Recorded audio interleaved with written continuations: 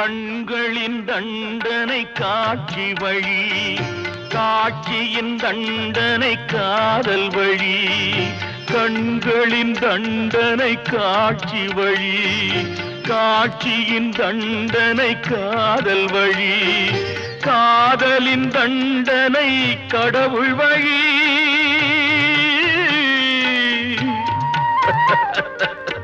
காதலின் தண்டனை கடவுள் வழி. கடவுளை தண்டிக்க என்ன வழி? இரண்டு மனம் வேண்டும், இறைவனிடம் கேட்பேன். நினைத்து வாழ ஒன்று, மறந்து வாழ ஒன்று. இரண்டு மனம் வேண்டும்.